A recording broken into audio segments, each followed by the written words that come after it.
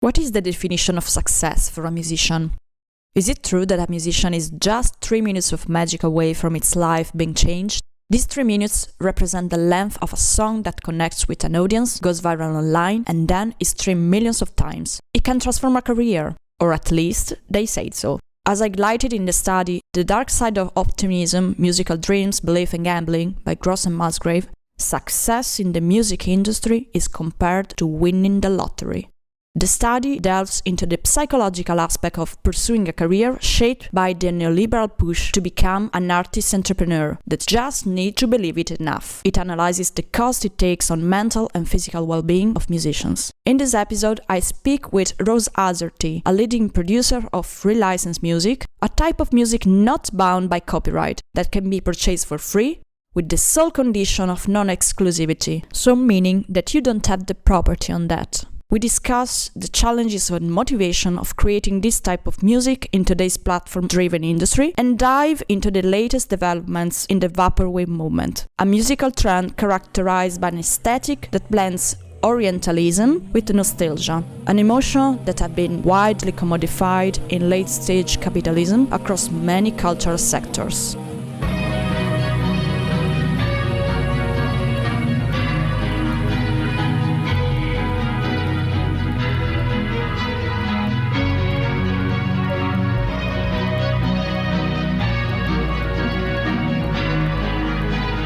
Hi Rose, happy to have you today. Welcome. Thank you for having me. Thank you for accepting the invitation. You're a music producer, composer, and you release music under free license. That I think it's pretty interesting because it's not so common to see this kind of music. And you recorded more than 200 albums and 2,000 songs from what I've seen. So you're a prolific author, I would say, no? Also, I've written the different names that you use sometimes, for example, Comicu, Mon Plaisir, Loyalty Freak Music, and Rose Azerty. So many names, cool names. I was just wondering if you could tell me more about your music journey, your project in the music field, and not all in the music field, because I also read that you do many different kind of art, right? For example, you produce video games. Yeah, totally. I began recording music in 2013. Before that, I was just playing in bands. But I was really interested to do Creative Commons licensed music because I found a place called Jamendo. It was like a European gathering of a free license composer, and it was quite nice. At first, I released everything under Creative Commons by NCSA license. So you attribute me. You couldn't use in a commercial way my music, and you needed to share the remixes you do with my music, like with that license I use also. So at first it was that, and I produced several albums under Alpha Hydra and one under Comicu. And the first one I did under Comicu was in public domain. I wanted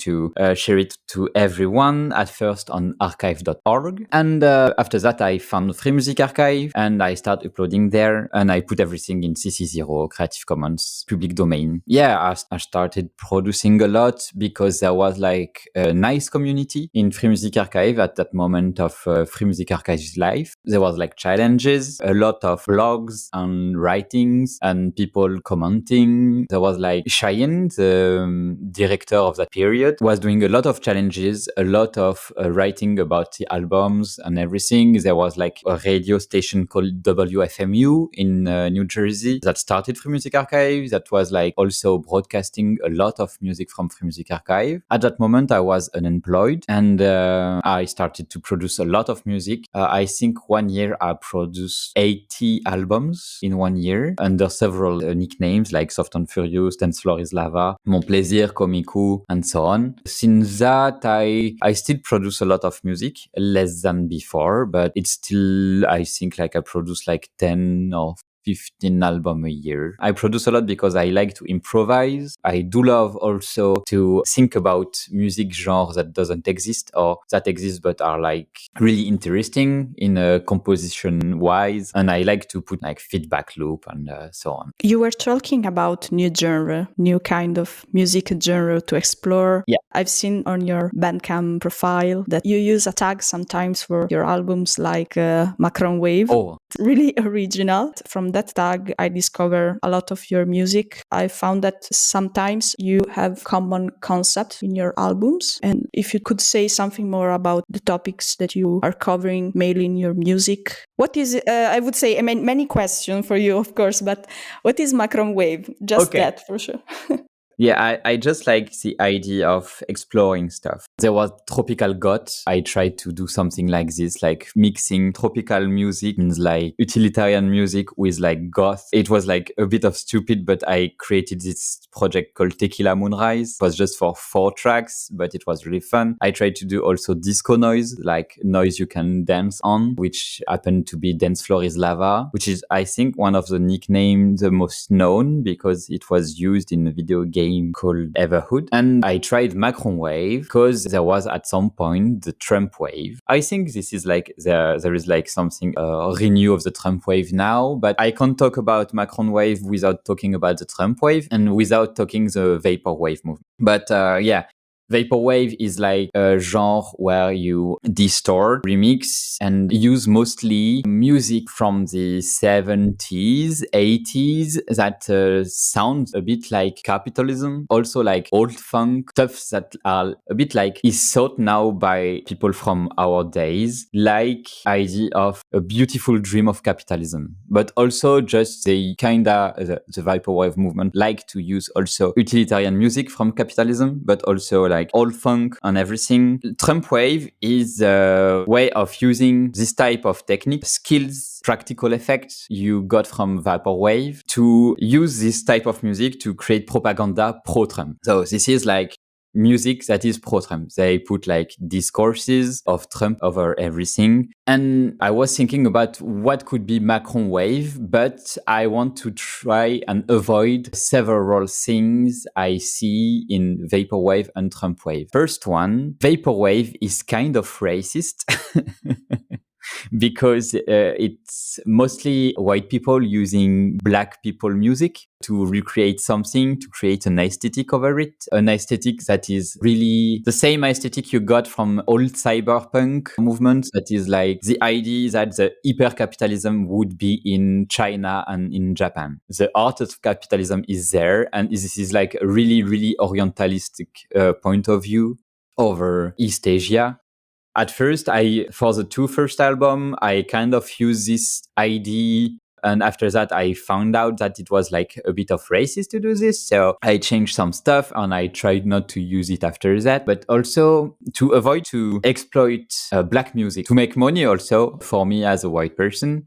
To avoid also to do propaganda pro-Trump or pro-Macron, because it was like about Macron, the French president that was like elected at that moment. I wanted to try to do something about this. And Macron Wave is mostly me. There is not a lot of people doing Macron Wave. There is like the same way of the Trump Wave, but with the propaganda, but to make Macron ashamed, but it's also a bit of propaganda though. The art of my way to do Macron Wave is to use stock music. But stock music from now, like the actual stock music you can find on Shutterstock Music, you can find on Pond5, you can find as royalty-free music. The idea was that royalty-free music, and mostly in library music, is the actual sound of the capitalism. This is the music you use to present work. This is the music you use to not sound like music. Like you don't listen to it as a music, you listen to it as an accompaniment to a message. and mostly empowerment message, but empowerment to go to work, empowerment to buy something and everything. So I wanted to take that stock music and remix it to make it listenable as music again, not just as an utilitarian music. Because Macron had like that tagline to do a startup nation. That's why I used that phrase as the title of the first album of Anonymous 420. That is the alias I used for Macron Wave. So I wanted to create music with the sound of the startup nation, which is stock music as a utilitarian music. The main genre I used at first was corporate music, which is a genre in the stock music. It's kind of a meta genre because this is a genre made of different genre. It's really weird. But in corporate music, you mostly find cold techno, like really chilled house, a bit cold techno. And there is like a lot of material in there to create, distort, chop and screw and everything. So I started to do that. It was fun because this project is mostly me stealing music that is stock music to make music with that.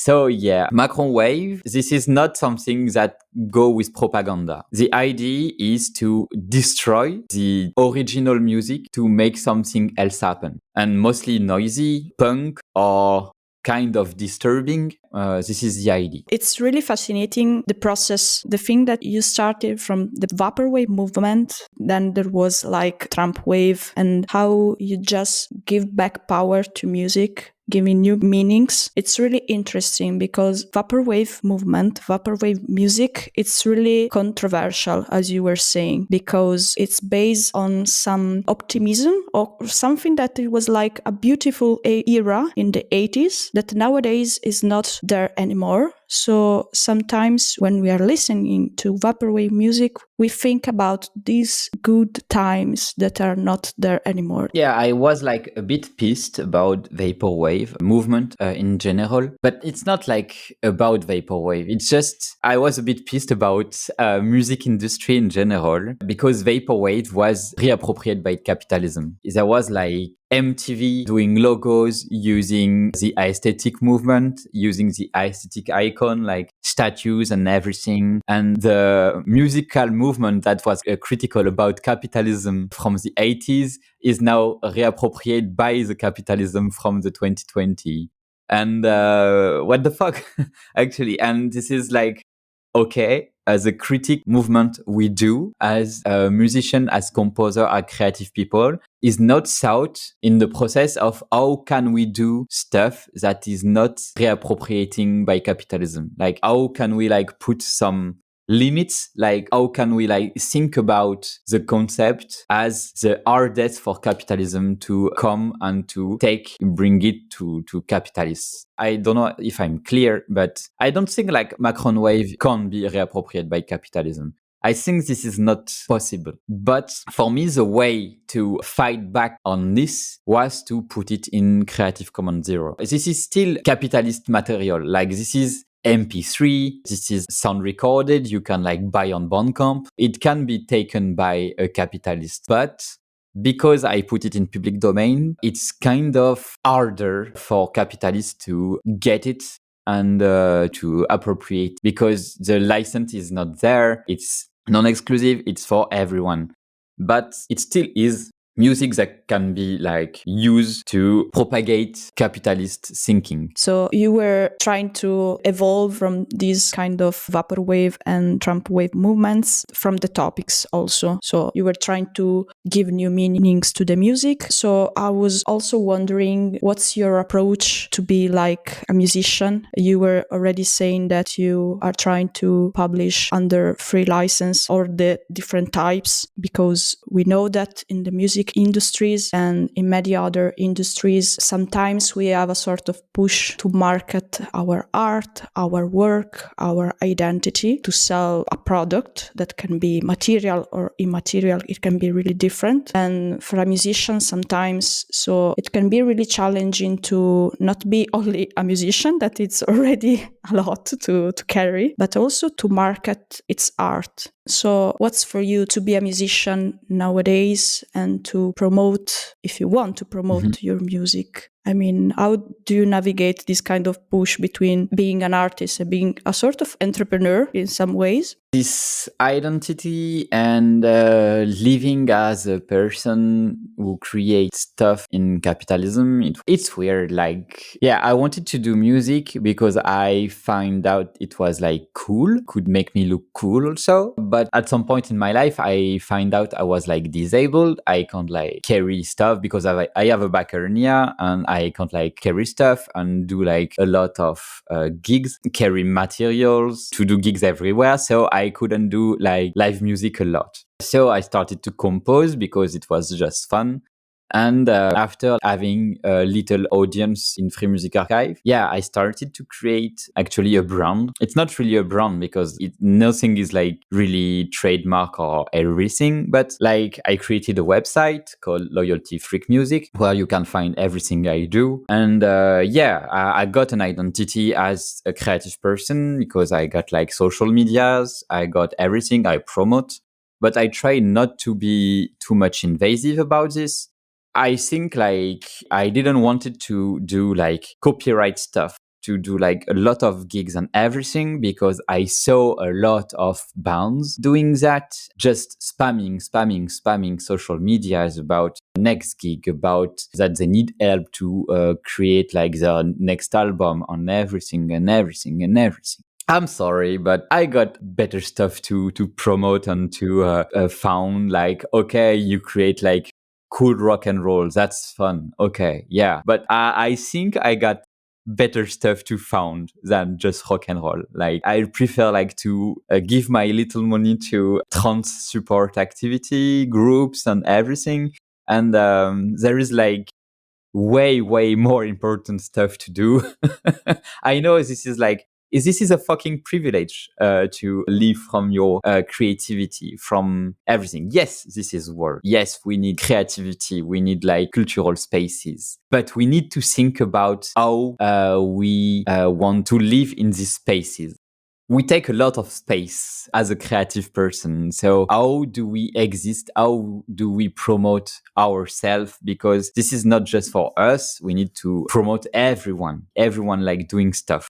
Because if we are like just individualistic people, like promoting ourselves, like making our only brand on everything, this is just reproducing capitalism all over again. We are making ourselves like really like products and not like as a community. And I think we need to go there. And I tell this to myself too, because I'm not like perfect in this way. But yeah, I am an entrepreneur actually because I need to make money. But most of the time I do like day job. Can't live with just creating music. Sometimes I'm rushed by commission work, but this is not happening a lot, and when it happens it's fun, but I need like to make money like as a salary person. I think this is okay, and I think this is good to do that, like to not be like out of this kind of places. I think this is okay for me because I have the possibility to do that. I don't have like social anxiety. I don't have like, I'm just physically disabled in some spaces and some situations. So I can do a lot of stuff actually as a day job. But yeah, not everyone can do this. And this is why we need to check our privilege when we create stuff, not just to say,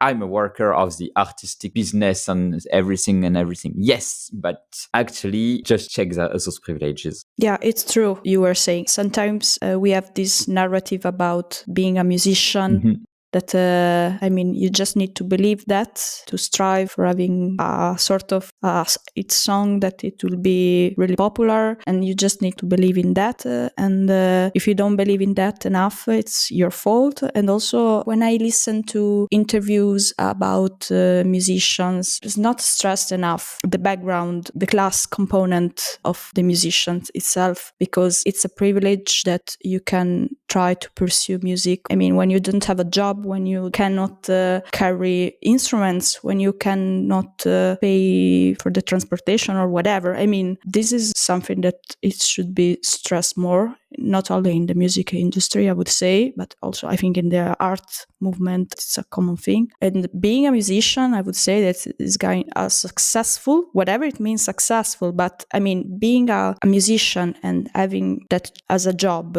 it's a privilege. It's not well seen sometimes enough that is a lottery. I mean, nowadays it's important that your songs on Spotify, for example, are listened by many, many listeners. So again, we maybe have a sort of quantitative, individual, neoliberal, many adjective, many labels, but a sort of quantitative goal again. So is this only the goal nowadays for a musician? What's the goal, for example, for you? Do you have a goal? Is it important to have a goal? To be, I would say happy, but is a strong word to say happy.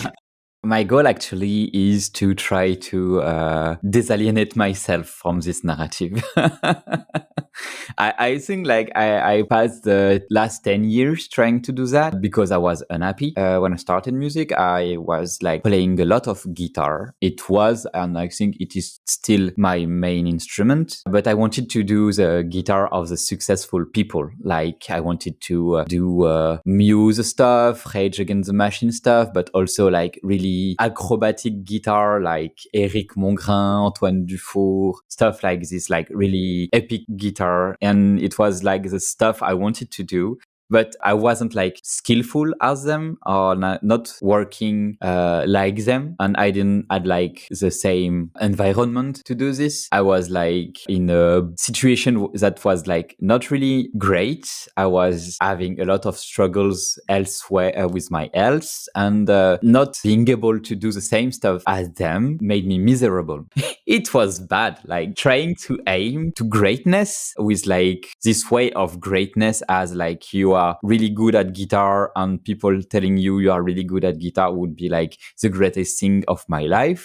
And I kind of moved this point to something else, and it was like productivity. And mostly in productivity as like I wanted at some point to be a person that produced a lot of albums, and I wanted to see if this is something that could make me happy, to be like one of the biggest producer of free music. In the end, I kind of am one of the biggest producer in free music, and in public domain, I think I'm kind of am, but this is not something that made me happy. Who cares being happy at the end? Yes, yeah, who cares being happy? But no, but shockingly, nothing changed.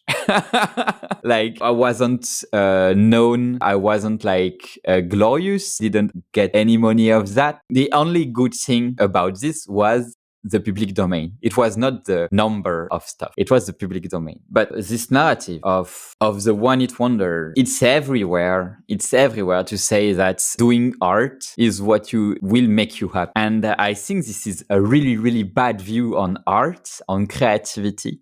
What makes me happy actually is to think about that and see how we can create practices of creativity. And I insist on that word, to disalienate ourselves from the capitalistic way to see creativity and art. Capitalism try to make us think about that the art is an object, is a music, is something we see and we experience and we say, this is art. So we create, how do we say it?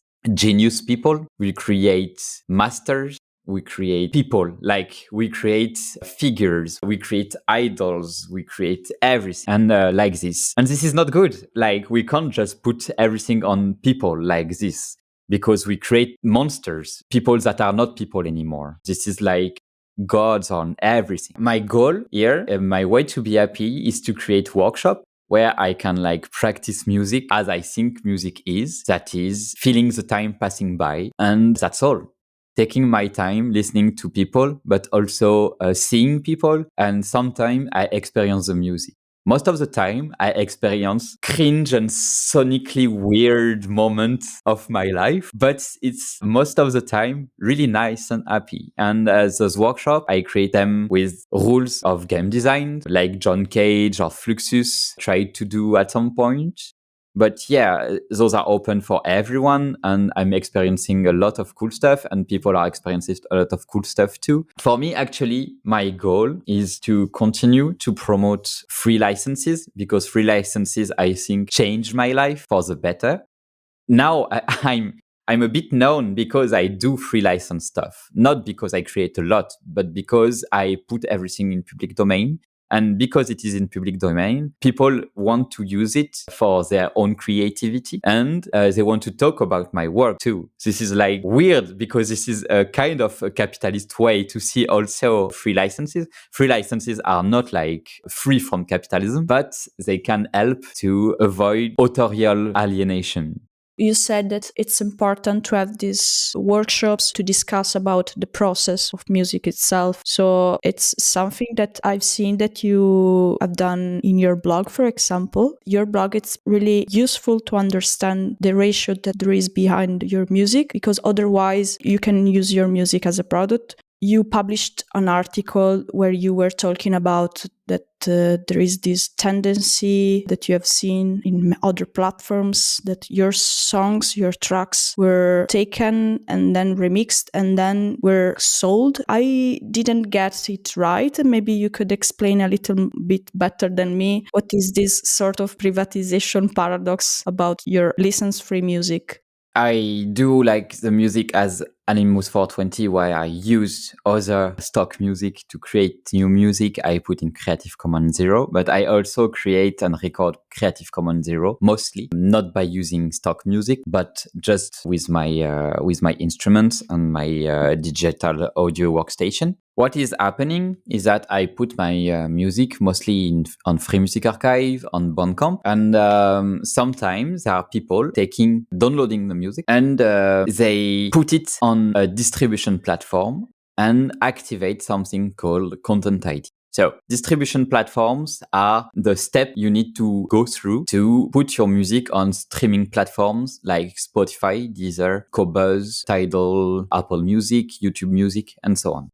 Those platforms are not available to be uploaded on without the step of distribution services, because distribution services also format everything to go well to the stores they share the music to. But at that precise moment, you can activate a tool called Content ID. Or also there are another tool called Audible Magic, which is relatively the same, but not for the same platforms. Content ID is a software developed by Google. Audible Magic is developed by Audible Magic, but mostly work for Twitch, which is a platform where you can see live streaming. And Content ID is mostly used on SoundCloud and on YouTube. So people are putting my music on distribution platforms. Sometimes they change the name of the titles and everything, but they activate Content ID. And what does Content ID? It's to send strikes and penalties, not like in money-wise,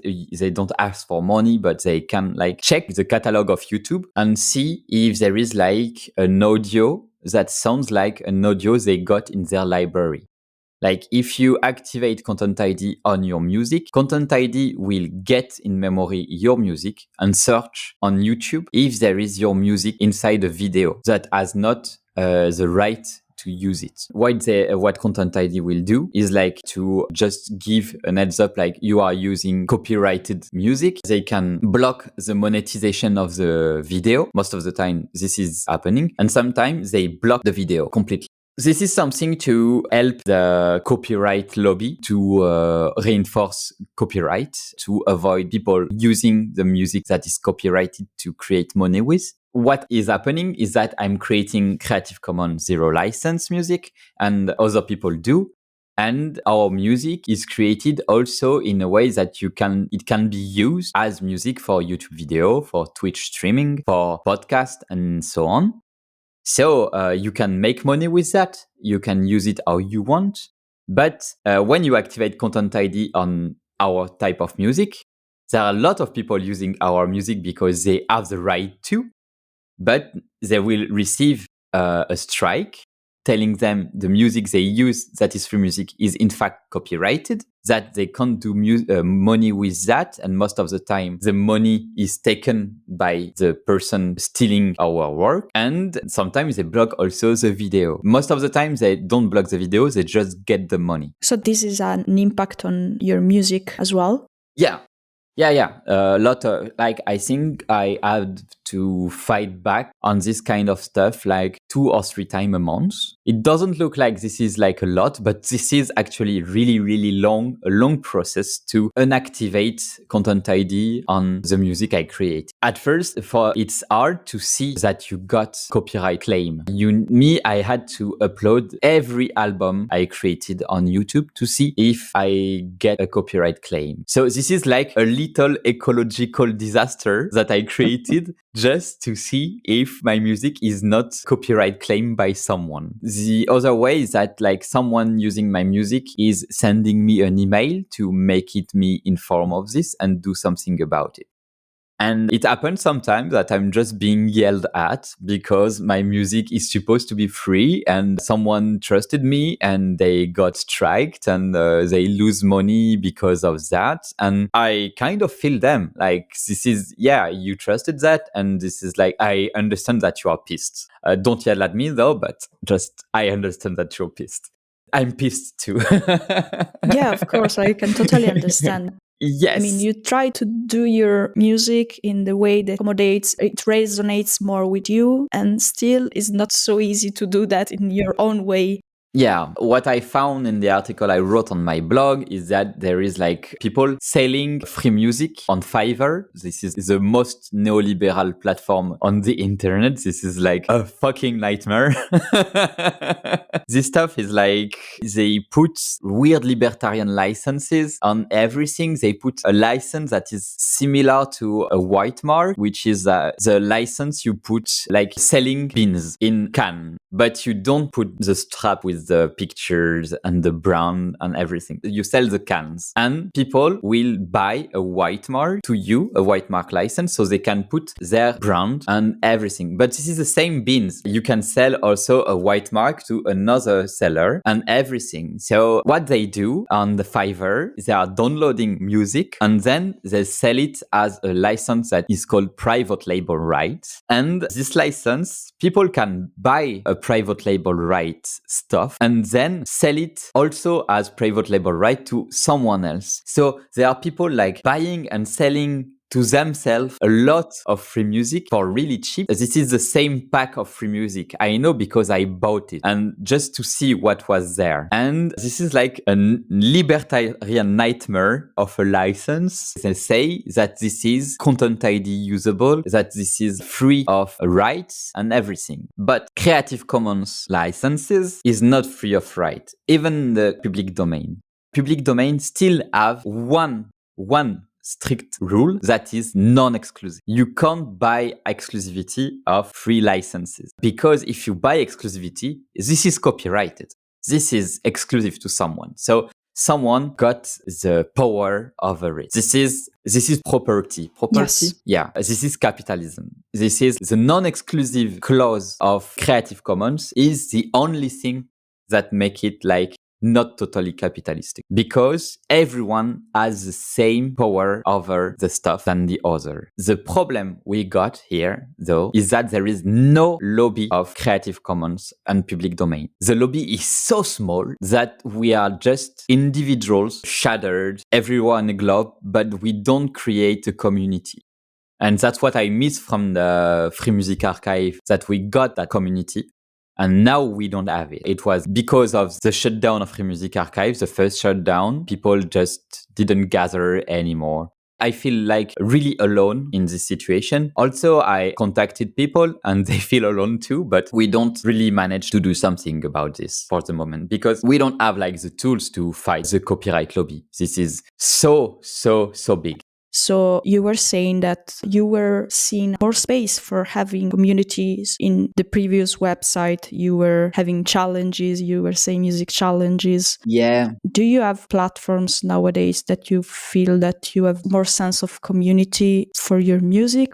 Actually, there is like no real platform that gather people. What was good on Jamendo, even though Jamendo was toxic as fuck, there was like a lot of spaces to express yourself. On Jamendo, there were like chan boards. So we could like open topics and discuss everything. We could discuss about free licenses. and everything. In France, we got one, which is called Dogmatic, but it's strictly French speaking. And in English speaking, sadly, I don't know, because there is not the actual Free Music Archive is less community oriented. There is no blogs, or maybe there is now, but I don't know. I don't go to Free Music Archive anymore.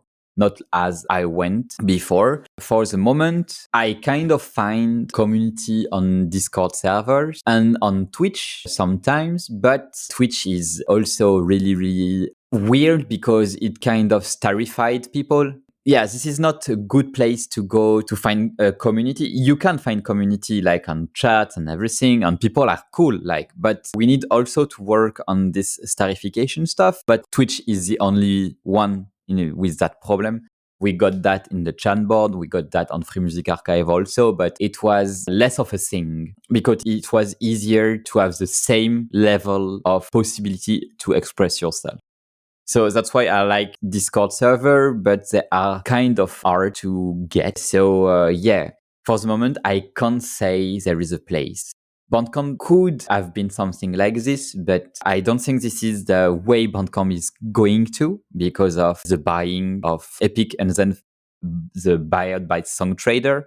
I think sadly Bandcamp will be bad in the next few years because Songtrader is a distribution platform. And I think the freedom we got on Bandcamp to upload remixes, to upload covers, to upload copyrighted content will not be the same the next year because Songtrader is an ally to the copyright lobby. So yeah, before that, Bandcamp was good because there was like community, but inside Bandcamp as the editor, the team that wrote a lot for the Bandcamp daily, but they were all fired. So this is really, really a shame. I think this is not a good time actually to go to big platforms to see if there is like something cool. I think we need to create those spaces. And I think also that those spaces will be good if they are not centralized, if they are not big. They need to be small, a lot of villages and that can communicate between themselves. Yeah, there is like platforms that are coming. I'm thinking about Mirlo, Mirlo. That is like a space that you can like upload stuff on it.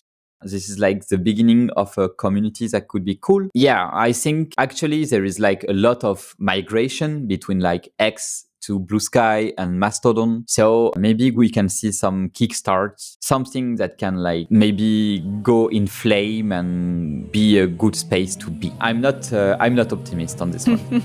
For the moment. But maybe it can be a good way. Yeah. It's a good thing. Not be optimistic. You have listened to Neoliberal Optimism, a podcast where every 2 weeks I'll explore how the concept of neoliberal optimism may influence behaviors, shape relationships, and redefine what's possible in the future. My name is Arianna Sica. I have a background in environmental economics and currently work in public procurement in Brussels. I'll be joined by thinkers, workers, and activists to bring forward new experiences of collective action.